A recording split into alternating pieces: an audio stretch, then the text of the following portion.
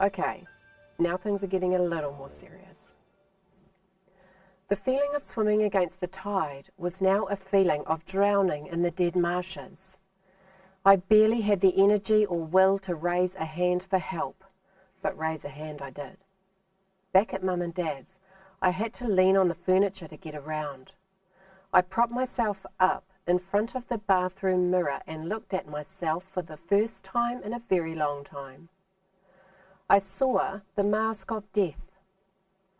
I was seeing in the spirit, and a full-on skull was looking back at me where my face had been, a refugee from the zombie apocalypse. God, if you're real, you'd better show up now. I can't believe in something that's not real to me. There has to be more to it than words on a page. I can't do this on my own. God had waited 36 years to hear me say that with all my heart. His answer came in a vision. There would be no cup of tea and pity party. Just a good look at what was really going on in the spiritual realm in my life. He had to speak to me in a language I could understand. A vision. In the vision, I opened my baby's door and saw a scene straight out of The Exorcist. My baby's crib defied gravity, floating in the air like a sailing ship without the sea. It was moving up and down, and the sides pulsated like some macabre horror movie prop. The scream lost traction halfway up my throat. Sweat popped along my forehead. Electricity charged the air, dragging the hair on my neck to attention. Fear overrode maternal instinct, and I fled, leaving my son in the crib. I had witnessed evil, felt its icy caress, smelt its charcoal hide. Turning my back on its velvet voice, I went to Mum's room. Mum! My voice fought for freedom. Mum slept with one eye open these days. There's something wrong in Rock's room. It remained unspoken, but we both knew. It was ungodly. I turned to go with her, but Mum's hand stayed my wrist. No, Janet, I'll handle this. She began praying as she headed toward Rock's room. Her voice firmed slightly as she neared his door. The door closed slowly behind her with a quiet click. I was in hell. The remnants of a prayer wafted up on the dust from a childhood file. I picked up its trail as a drowning person clings to his rescuer. On some level, I knew this was my only hope.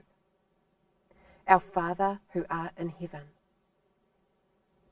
Desperate, I strained to remember the rest of the prayer. It was all I had. Standing in the face of obscenity, I was flooded with the knowledge that God's power is the ultimate power. But I felt God wasn't listening, and I was unworthy of his help. I stood on the edge of the abyss between God and me with no idea how to cross, evil snapping at my heels. I remained grasping at straws in the darkness. I awoke, my scream unborn in a cold pool of sweat. Terror-induced rigor mortis stopped me pulling the blankets over my head. Was it a dream or had it happened? Had it come from outside or inside of myself? And what was that stuff about God? I didn't want God. Anything but God. Mum was standing at the sink, savouring the last of the morning peace before she rushed off to work. I had a dream last night, I said. Said Mum. I dreamed Rock's crib was going up and down in the air and the sides were breathing in and out. There was such a feeling of menace. I've never felt such terror. Mum placed her coffee on the bench and turned towards me. Her quiet authority filled the kitchen.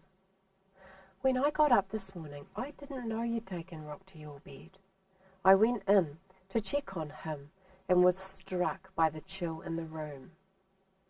When I rested my hands on the cot, it felt so cold. I thought it was wet, but it wasn't. Something had been in the room, and I think maybe what, Mum? A presence. I'll bless the room tonight. My toes curled. Tonight? But we have to be here all day. I think maybe you weren't dreaming, that God pulled back the spiritual curtain and showed you something. I think you had a vision. The hair on my scalp reached for height once again, and now I felt I had no option but to accept Mum's invite to a prayer meeting.